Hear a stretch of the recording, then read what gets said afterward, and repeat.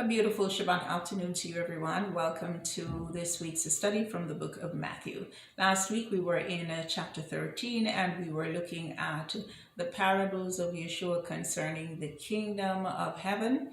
And I shared with you that Yeshua used parables in his teachings so that those who had a desire for the things of God would be able to understand his teachings, but those who did not have a heart that wanted truth would not be able to understand his teachings. So last week we looked at the 7 parables given in Matthew chapter 13. This week we're going to bring Matthew chapter 13 to a close, so we're going to begin with verse 53 and close off chapter 13 and then enter into chapter 14. So from verse 53 down to 58, this is what we read. When Yeshua had finished these parables, he moved on from there. Coming to his hometown, he began teaching the people in their synagogue, and they were amazed. "Where did this man get this wisdom and these miraculous powers?" they asked. "Isn't this the carpenter's son? Isn't his mother's name Mary, and aren't his brothers James, Joseph, Simon, and Judas? Aren't all his sisters with us? Where then did this man get all these things?" And they took offense at him. But Yeshua said to them, "Only in his hometown and in his own house is a prophet without honor." And he did not do many miracles there because of their lack of faith. So the people in Yeshua's hometown, they said, "Where did this man get all this wisdom from and all these miraculous powers," and so on and so forth. Remember, Yeshua's hometown is Nazareth.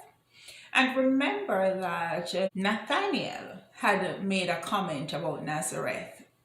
Nathanael said, "Can anything good come out of Nazareth?" So Nazareth, as we already know, was an obscure town, and the people there obviously didn't think that anything good could come out of them either.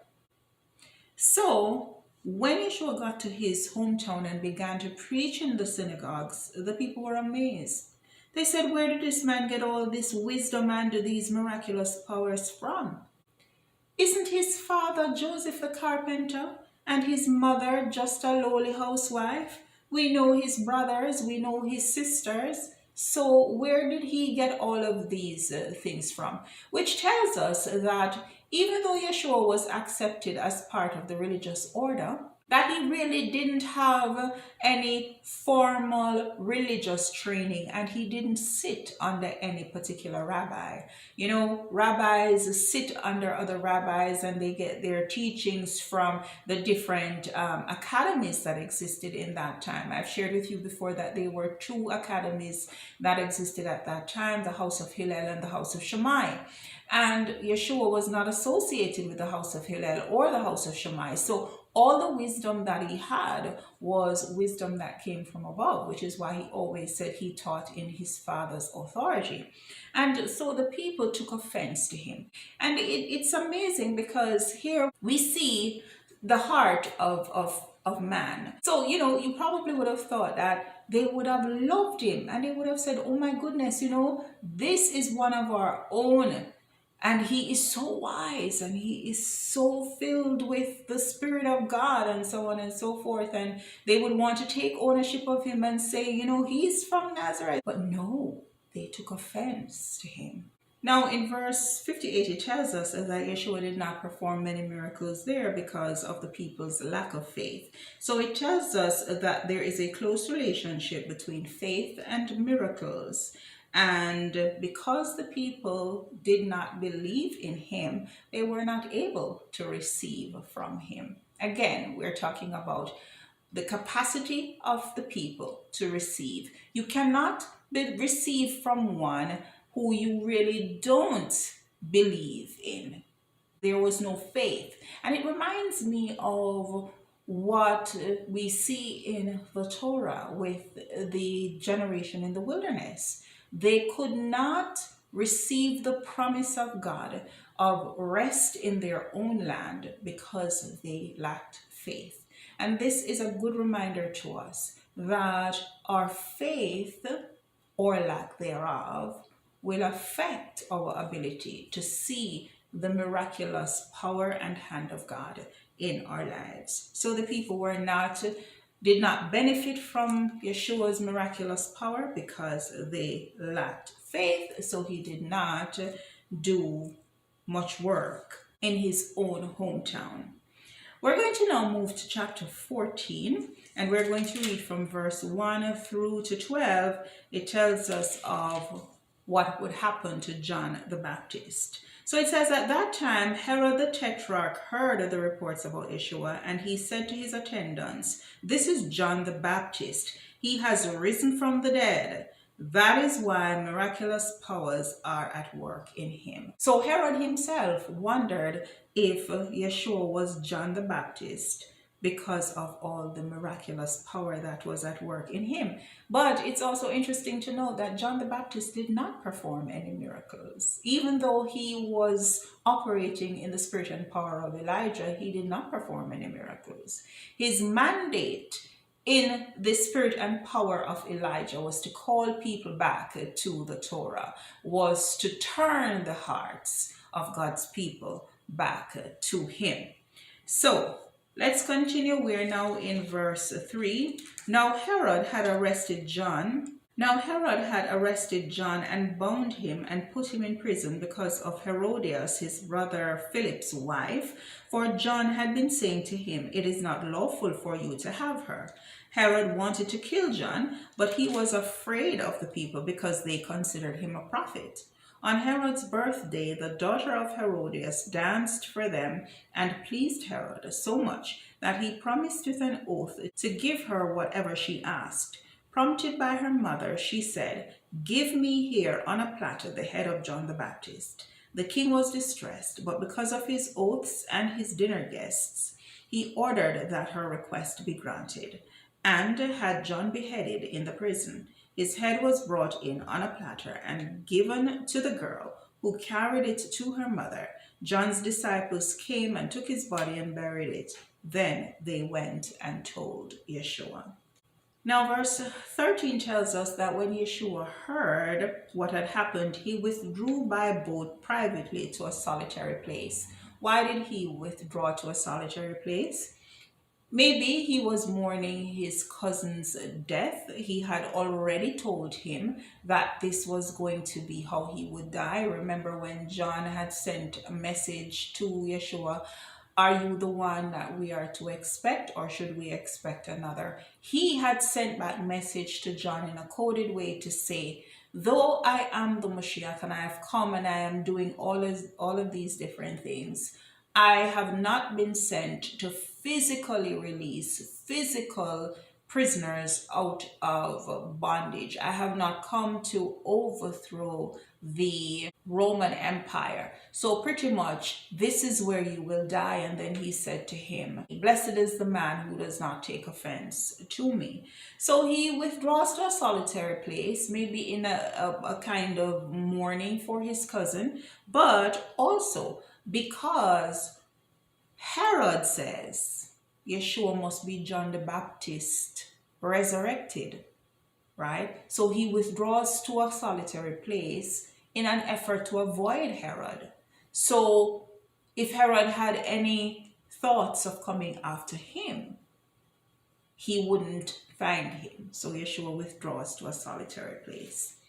Now it continues by saying, hearing of this, the crowds followed him on foot from the towns. When Yeshua landed and saw a large crowd, he had compassion on them and healed their sick. As evening approached, the disciples came to him and said, "This is a remote place, and it's already getting late. Send the crowds away so they can go to the villages and buy themselves some food." Yeshua replied, "They do not need to go away. You give them something to eat." "We have here only 5 loaves of bread and 2 fish, they answered.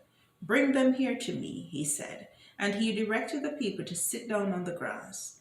Taking the 5 loaves and the 2 fish, and looking up to the heavens, he gave thanks and broke the loaves. Then he gave them to the disciples, and the disciples gave them to the people. They all ate and were satisfied, and the disciples picked up 12 basketfuls of broken pieces that were left over. The number of those who ate was about 5,000 men, aside from women and children. Now here we have the story of Yeshua feeding the 5,000. It's interesting to note that this is not the only time that we see Yeshua feeding a large crowd, because when we get over to chapter 15 of Matthew, we see him feeding a crowd of 4,000. And both feedings are conveying different stories to us. They're telling us different things. So let's first look at the feeding of the 5,000. So it tells us here that a large crowd of people came to him, and he had compassion on them and healed their sick. And I am always reminded of the high priest in the Torah. Part of the requirement for being high priest was that he had to be compassionate. He had to be compassionate just as Hashem is compassionate, because it was through his compassion and his mercy that he would really be able to minister to God's people. When we get over into the book of Hebrews, it tells us that we do not have a high priest who is not able to relate to our human weaknesses, because he himself had been tested in every way, being in the form of a man, and so he can relate to our frailties. He can relate to us as human beings because he understands what it's like to be human, right? So it tells us that because he was high priest, even though he was not acting as high priest fully yet, because he had not gotten into the heavenly tabernacle, but he was still carrying out certain functions of the priesthood. He was moved with compassion for the people. And in other parts of the Gospels, we read where it says that he was moved with compassion because he saw people who were like sheep without a shepherd. When we get over into the Tanakh, it tells us that God's people would have gotten to a place where they would be like sheep without a shepherd. And so they needed a shepherd who was compassionate, not one who was going to oppress the people and, try and destroy the people, but one who would lead the people with compassion. So by using the words here, he had compassion on them, it's showing the nature of Yeshua as a man, but it's also showing him as a compassionate leader, as a great high priest with compassion. Also, the king was supposed to rule from a place of righteousness and with justice and with compassion. So let's continue here. So it says that he had compassion on them and he healed their sick. And so as evening was approaching, the disciples said, "This is a remote place. Send the people away before it gets late so that they can get some food." Yeshua said, "They do not need to go away. You give them something to eat." Why would Yeshua say to his disciples, "You give them something to eat"? Because there are 2 levels that we can understand this on. Yeshua was saying to his disciples, "I have equipped you to feed Israel spiritually and physically." Remember when Yeshua called his disciples and sent them out into these different territories, he said to them, "All authority has been given to me. Now I'm sending you." So Yeshua had given them authority to feed his sheep, authority to feed the people spiritually. But he was also saying to them, now they need to be fed physically. Why don't you give them something to eat? So they said, we have here only 5 loaves of bread and 2 fish. Now let's talk about the 5 loaves of bread and the 2 fish. There are some scholars who believe that the 5 loaves of bread here is an allusion to the 5 books of the Torah. When we're looking at this on a spiritual level, yes, they literally had 5 loaves of bread and 2 fish, but when it comes on to that mystical spiritual level, some scholars believe that this is an allusion to the 5 books of Moses. And we know that the Torah is likened to bread. It says here that the people ate and they were satisfied. It reminds me of the Torah where it says, when you get into the land and you eat and are satiated, or you are satisfied, then you are to remember to bless God for his provisions. So even though it doesn't say that in the text, it is suggesting, based on Jewish culture, that after Yeshua had blessed the bread and broke it and gave it to them, when the people were finished eating and they were satisfied, there would have been another prayer, a prayer of thanksgiving, thanking God for giving them food to eat. Then it continues now by saying the disciples picked up 12 basketfuls of broken pieces that were left over. Why 12 basketfuls? Because the feeding of the 5,000 here is actually prophetic. And here the scriptures want us to understand that the feeding of the 5,000 actually represents Yeshua feeding Israel with bread. And this is why we have 12 basketfuls left. Yeshua was able to feed Israel with bread. Now, while some scholars say that the 5 loaves here are in reference to the Torah, we also need to remember that in scripture, the number 5 is also associated with grace. So by the grace of God, Israel would be given food to eat. Just as by the grace of God, he allowed for manna to fall from heaven so that the people could eat in the wilderness, so too it is that Yeshua provides food for these people to eat in this remote place. Just as Israel was provided for in the wilderness, so the Messiah has provided for this crowd. So with that said, let's hop over now to chapter 15. We're going to take a look at the feeding of the 4,000. It says, Yeshua left there and went along the Sea of Galilee. Then he went up on a mountainside and sat down. Great crowds came to him, bringing the lame, the blind, the crippled, the mute, and many others, and laid them at his feet, and he healed them. The people were amazed when they saw the mute speaking, the crippled made well, the lame walking, and the blind seeing, and they praised the God of Israel. Yeshua called his disciples to him and said, I have compassion for these people. They have already been with me 3 days and have nothing to eat. I do not want to send them away hungry, or they may collapse on the way. His disciples answered, Where could we get enough bread in this remote place to feed such a crowd? How many loaves do you have?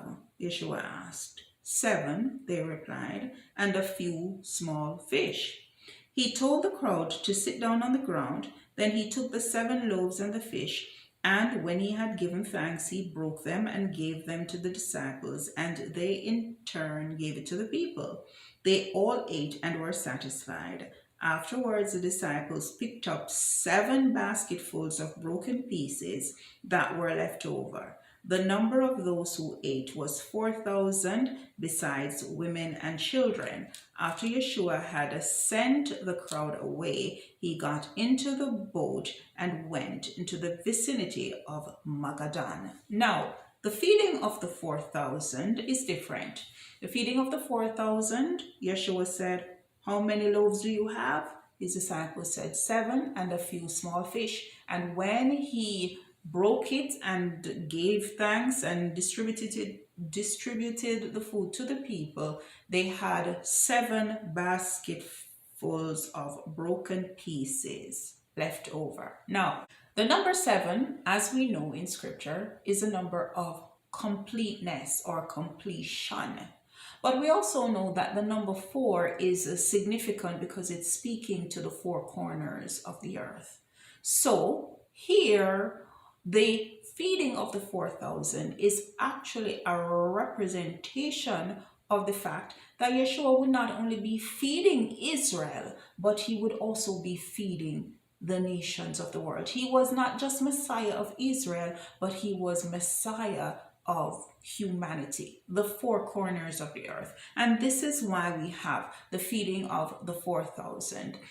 Some scholars believe that the feeding of the 4,000 happened in a region that was filled with mostly Gentiles, as opposed to where the feeding of the 5,000 took place. So this is very powerful because it's telling us that Yeshua is not just Messiah of Israel, but he is Messiah or King of the whole world. And this is one of the things too that we see coming out in the parables of the kingdom that we were talking about last week. I remember last week I shared with you this parable of the weeds. And when Yeshua was giving the explanation for the parables, right? For the parable of the weeds, this is what he said. He said, the man who sowed the good seed is the Son of Man. The field is the world. So the message of the kingdom, even though it was directed towards Israel at the time, and of course this is where it begins and this is where it will grow from, it was not only for Israel. The seed or the message of the kingdom was going to be sown in the whole world. The field is the world, and the good seed stands for the sons of the kingdom. The weeds are the sons of the evil one, and the enemy who sows them is the devil. The harvest is at the end of the age, and the harvesters are angels. So the feeding of the 5,000 and the feeding of the 4,000, it's the message that he has come to feed Israel and the nations, the four corners of the earth. And so this is so powerful. There's also something else that I want to take us back to last week's teaching about as it relates to these parables that Yeshua was teaching his disciples. And it's the parable of the sower. So he says in the parable of the sower, if we can just go back there quickly, a farmer went out to sow his seed. As he was scattering the seed, some fell along the path, and the birds came and ate it up. Some fell on rocky places where it did not have much soil. It sprang up quickly because the soil was shallow. But when the sun came up, the plants were scorched and they withered because they had no root. Other seed fell among thorns, which grew up and choked the plants. Still other seed fell on good soil, where it produced a crop, 100, 60, and 30 times that which was sown. So when he explains the parable of the sower, he says, anyone who hears the message of the kingdom, and I shared with you that the message of the kingdom is actually the seed that the sower would sow. So where would the sower sow the good seed? Again, he is sowing in a field. And where did Yeshua say the field is? The world. He is sowing in the world. So the message of the kingdom is a seed that is being sown into the world. Now, why is it that the message of the kingdom would be sown into the whole world? Do you know why? Because God's kingdom rule, as we read in the book of Daniel, would be a kingdom rule that would last for all eternity, and the kingdoms of the world would become the kingdom of our Lord. So this is why the message of the kingdom would not only be confined to Israel. It begins with Israel, and we know the covenants and the promises and all of those different things, but this is a kingdom that would expand to the ends of the earth. And this is why we see Yeshua doing these two separate sets of feedings. He is feeding Israel, but he is also feeding the nations of the world. With that said, let's continue in chapter 14. We're going to now move to verse 22 down to 36. So it says, immediately Yeshua made the disciples get into the boat and go on ahead of him to the other side while he dismissed the crowd. After he had dismissed them, he went upon a mountainside by himself to pray. When evening came, he was there alone, but the boat was already a considerable distance from land, buffeted by the waves because the wind was against it. During the fourth watch of the night, Yeshua went out to meet them, walking on the lake. Now, the fourth watch here is between 3 and 6 a.m. Remember that this storm had already started long before he went out to meet them during the fourth watch. It says, when the disciples saw him walking on the lake, they were terrified. "It's a ghost," they said, and cried out in fear. But Yeshua immediately said to them, "Take courage, it is I. Don't be afraid." "Lord, if it is you," Peter replied, "tell me to come to you on the water." "Come," he said. Then Peter got down out of the boat, walked on the water, and came toward Yeshua. But when he saw the wind, he was afraid, and beginning to sink, he cried out, "Lord, save me." Immediately Yeshua reached out his hand and caught him. "You of little faith," he said, "why did you doubt?" And when they climbed into the boat, the wind died down. Then those who were in the boat worshipped him, saying, "Truly, you are the Son of God." So let's talk about this. Yeshua walks on water, and his disciples at first thought that it was a ghost. And then he said, "No, it's me." Peter says, "If it's you, tell me to come." And Peter, the only disciple who ever walked on water, got out there and walked on the water. But it tells us that he started to focus on the conditions around him instead of keeping his eyes on Yeshua. And at that time, he began to sink. And this is very instructional for us. We experience all sorts of things in this life, but we are reminded to always keep our eyes not on our circumstances, not on the things that's happening around us, but to keep our eyes on heaven, because when we keep our eyes on Hashem and on Messiah, we are able to keep afloat. But the moment we become distracted by the circumstances, that is when we stand a greater chance of going down under the water. It says when Yeshua held out his hand and reached for Peter's hand, he said, "You of little faith, why did you doubt?" Why did you doubt? Faith and fear is counterproductive.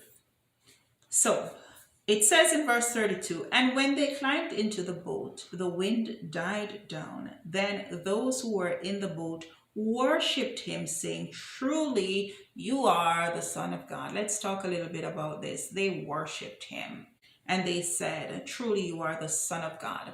Now, this is the first time in this book of Matthew that we see this full title here being used to address Yeshua. Matthew, in his writings, tried to get his audience to understand that Yeshua is the Messiah, meaning he is the Son of God, meaning that he would sit on David's throne, because the Son of God was actually a title for Israel's kings. It was a title for Israel's kings. So based on what they saw and the experience that they just had, they were now understanding that Yeshua was in fact Israel's king. In that moment, it's as if it moved from head knowledge to heart knowledge, and they truly understood that he was the king. He was the Son of God. And so what did they do? They worship, just like how you worship a king. They paid reverence to him as the King of Israel. Now I want us to talk a little bit about this word here, worshipped, because It's not the first time that we're going to see this word worship used in relation to Yeshua. As a matter of fact, if we were to go back to Matthew chapter 2, verse 11, it tells us that the Magi's, or the wise men who were coming from Mesopotamia, came because they saw the star in the sky, and it says that when they went to Herod, they said to him, "We have come to see the King of the Jews." It's important for us to understand this.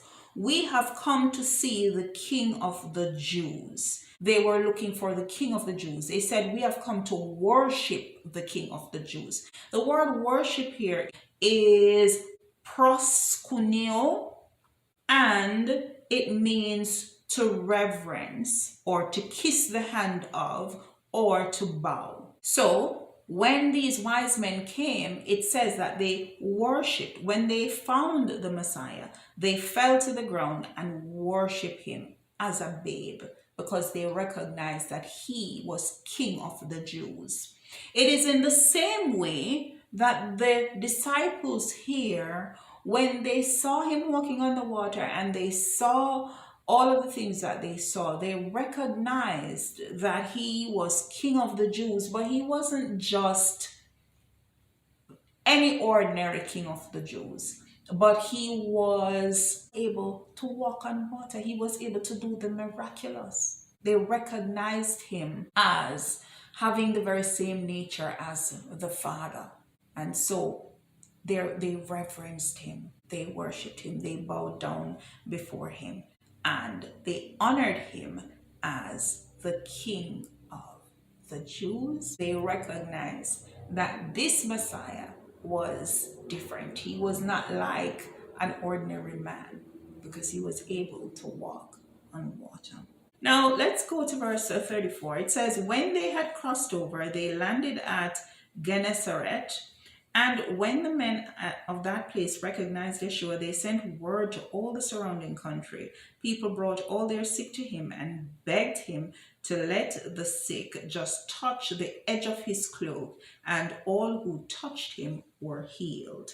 Now, the edge of his cloak, as I've shared with you before, is actually his tzitzit. And so the people were taking hold of the prophetic word that the Messiah would come and he would heal the sick. Also, remember, I've taught you before that in the Tanakh we read that the Son of Righteousness, the Son, the S-U-N, which is speaking of a new dawn. So the dawn of righteousness, also known as the Messianic era, would rise with healing in its wings, healing in its rays. During the Messianic era, there would be a time of healing, a time of deliverance. And so the people who were coming to him, whether they were coming from afar off or they were coming from near, they were coming to him in faith that he would be able to heal their diseases and illnesses, even by them just reaching out and touching the edge of his cloak. And so this is so powerful. So this brings us to the end of chapter 14. But before we go, let's take a quick recap of some of the things that we discussed today. In this week's study, we looked at Matthew chapter 13, and we saw where Yeshua did not do many miracles in his hometown of Nazareth because the people lacked faith and they took offense to him. Then we went over to chapter 14, where we saw the beheading of John the Baptist and the fact that Herod thought that Yeshua might have been John the Baptist resurrected. And so because of this, and also probably to mourn the death of John, Yeshua withdrew to a solitary place. But even though he was in a solitary or remote place, the people still found him and they still came to him, and he still was moved with compassion for the people, even though he was in mourning, he was still moved with compassion for the people, and he began to teach them. Not only did he teach them, but he fed them. And we looked at the fact that there is a prophetic significance in the feeding of the 5,000 and also in the feeding of the 4,000 that we read about in chapter 15. And I shared with you that the feeding of the 4,000 represents the Gentile world, the four corners of the earth, and the feeding of the 5,000 represents Israel. And this is saying to us that Yeshua is Messiah, not only of Israel, but Messiah of all of humanity. I made reference also to the parable of the weeds and also to the parable of the sower, that Yeshua made the point that the field is the world.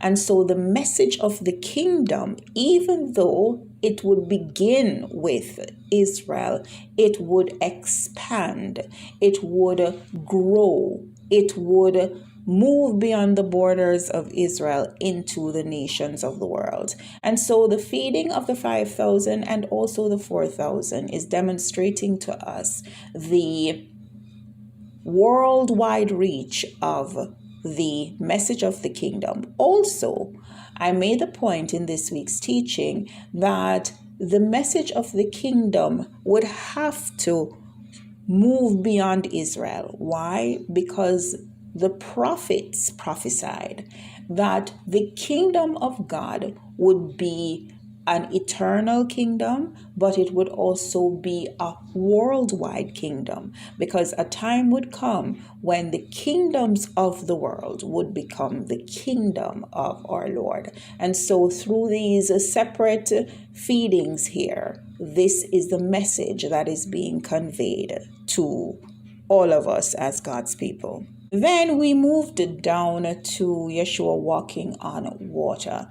And it is here that we see for the very first time in the book of Matthew, where Yeshua's disciples recognized him as the Son of God when they saw him walking on the water and when the wind died down, because they recognized that Yeshua not only had authority over nature, but he was able to do what was supernatural, which is to walk on water. And so they recognized him as the Messiah. They said, truly, you are the Son of God. And they paid him reverence. They worshiped him as the Son of God. Then this week's teaching ended where Yeshua landed at Gennesaret, and all the people came and brought their sick to him and begged him to heal them.